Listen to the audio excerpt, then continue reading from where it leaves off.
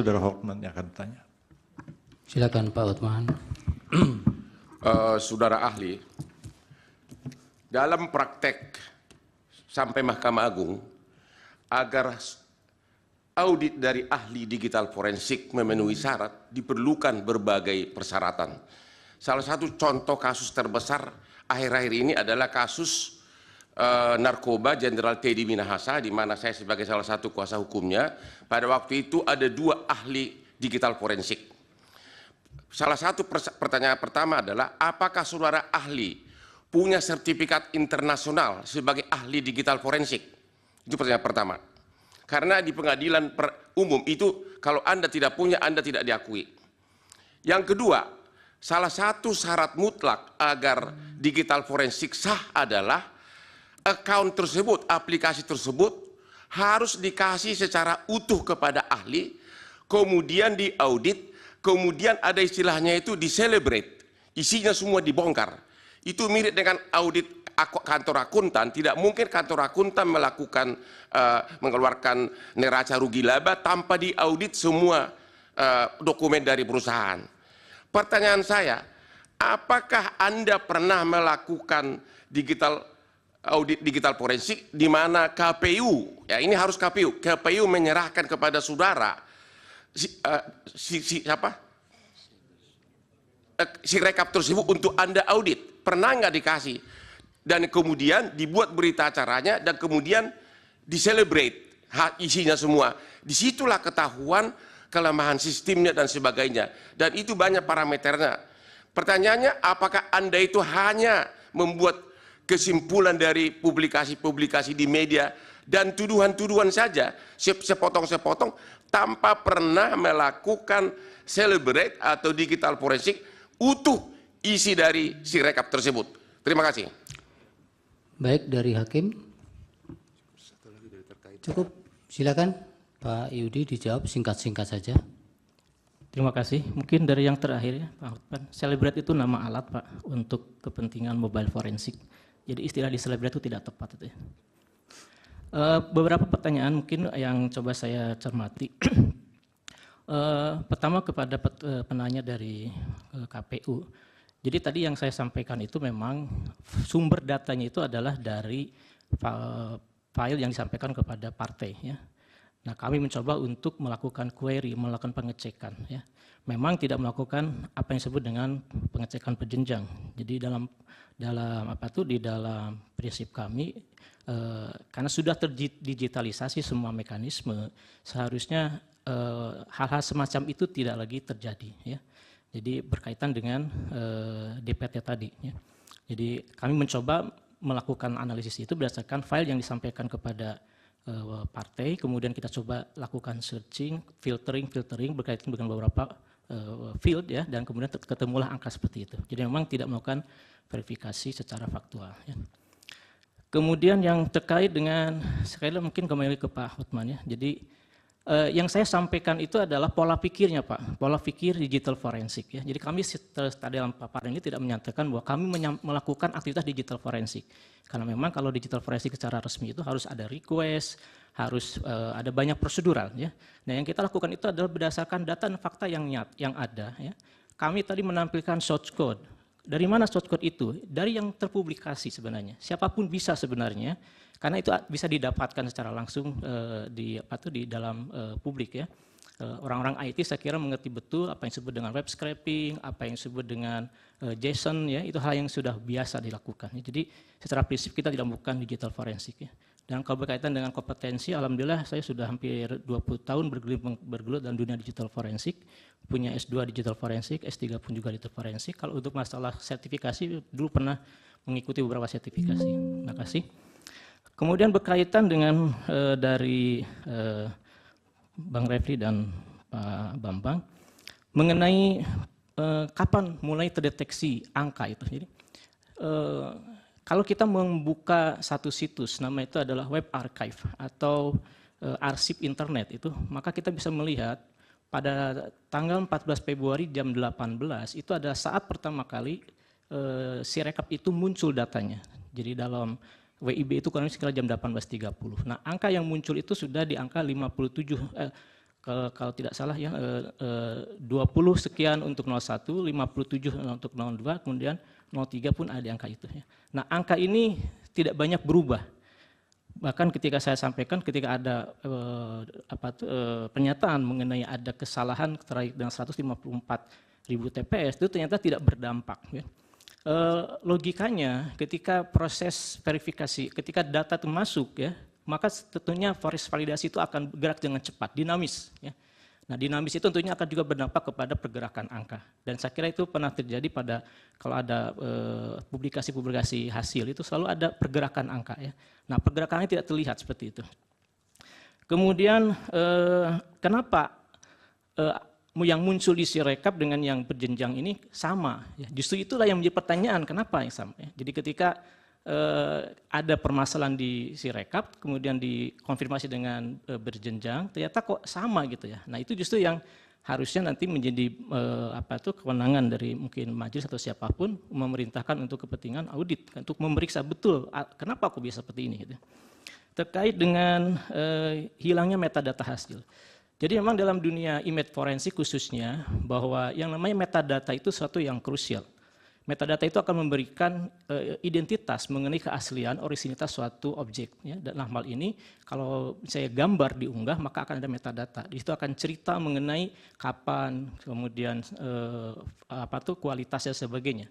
Nah, dalam kasus ini kami melihat bahwa ada upaya untuk kemudian mendrop informasi metadata.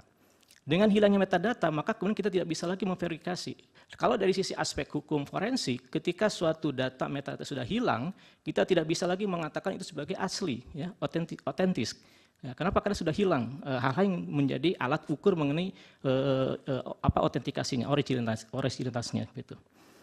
Kemudian terkait dengan bahwa tahun berapa tadi ya, ada DPT yang terpublikasi ya, secara umum di publik ya. Mungkin sebenarnya dari satu sisi, apalagi dengan adanya undang-undang PDP, justru yang punya tanggung jawab untuk mengawal, menjaga data-data pribadi, termasuk nama, alamat, itu tentu data pribadi, adalah mereka yang memegang data itu, pengelola datanya ya, seperti itu. Nah, seharusnya mereka yang memberikan klarifikasi.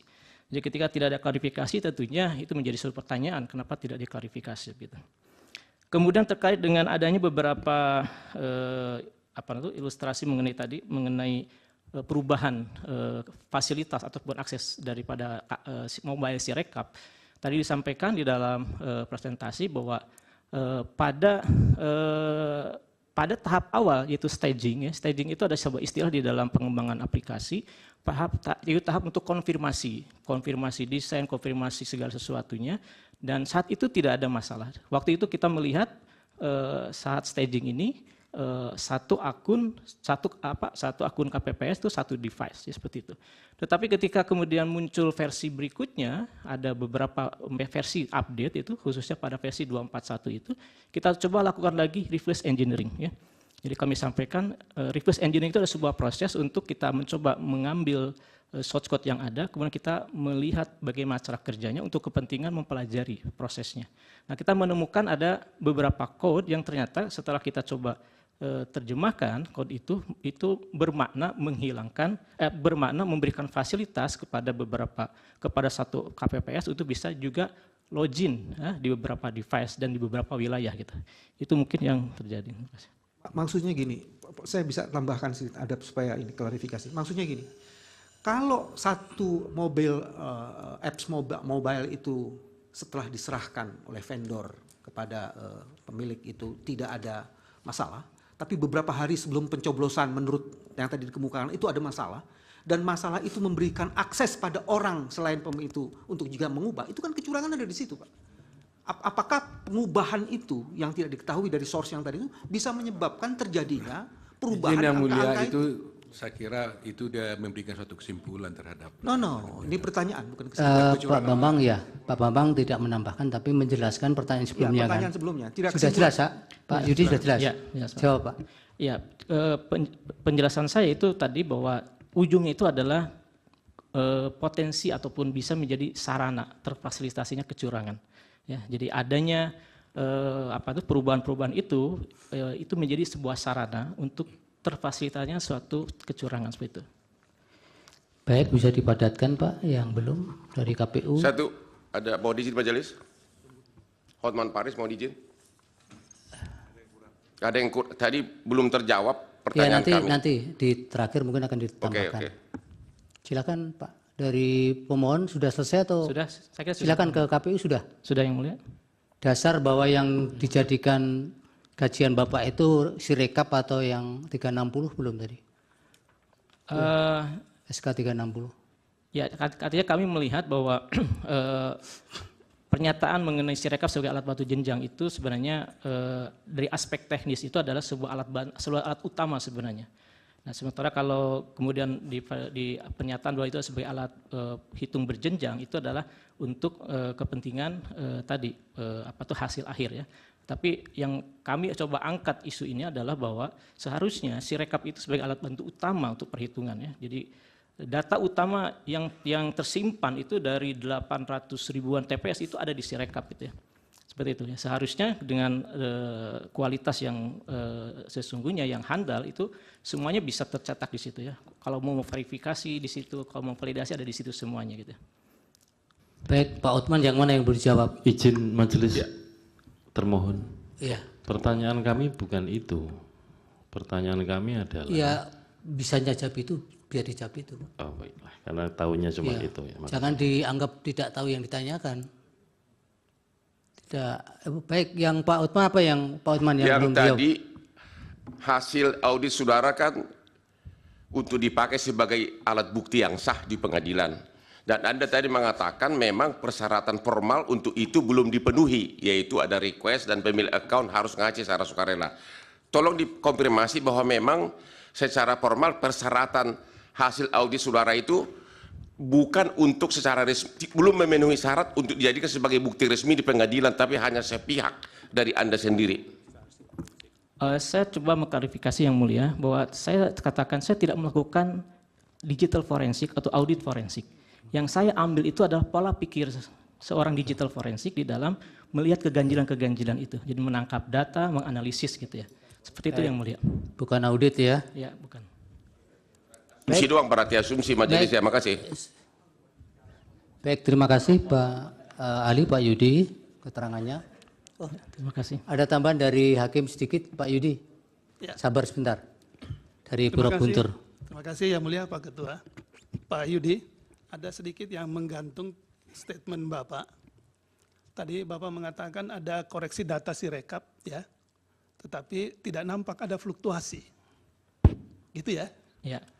Ya, pertanyaan saya itu sesuai dengan keahlian Bapak, apa faktor-faktor yang menyebabkan terjadinya hal seperti itu? Ada koreksi, tapi tidak nampak fluktuasi data pada Sirekap. Apa faktornya? Kan Bapak ahli IT kan pasti bisa memahami kira-kira faktornya yang disebabkan kalau begini, kalau terjadi mestinya menurut penalaran yang wajar kalau terjadi terjadi koreksi mestinya harus ada fluktuasi, ada perubahan dari data. Nah, menurut keahlian Bapak itu faktornya apa tuh kira-kira? Bukan kira, menurut keahlian Bapak. Silakan Pak Yudi. Kasih. Terima kasih yang mulia. Jadi Ada satu lagi dari Prof ini. Hakim yang mulia. Baik, terima kasih.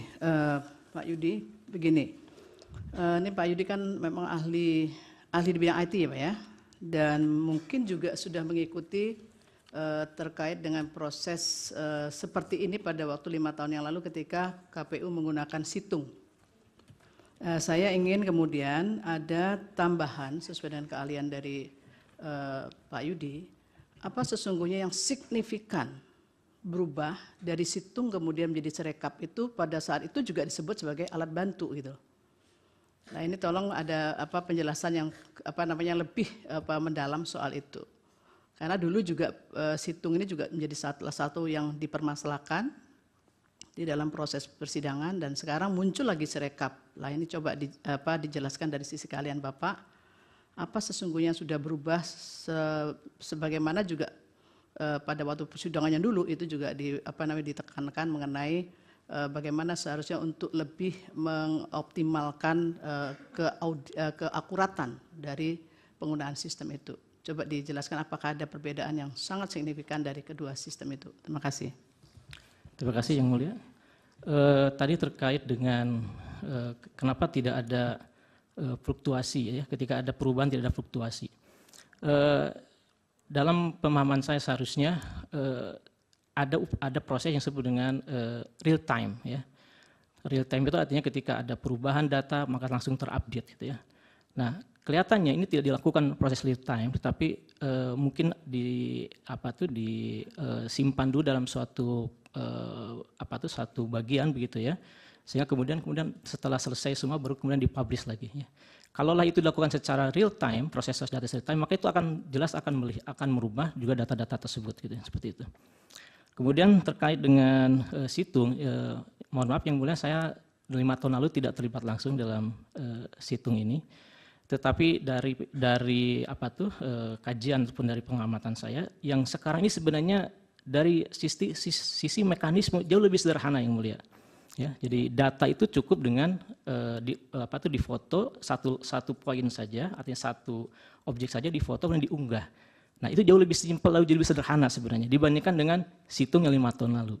Nah, seharusnya dengan proses 5 tahun berlalu dengan berbagai macam masukan 5 tahun lalu, seharusnya sekarang tidak ada permasalahan itu ya. Apalagi mekanismenya jauh lebih mudah, lebih sederhana dalam hal mengunggah data untuk kepentingan rekapitulasi gitu betul. Saya kira itu yang mulia. Cukup ya.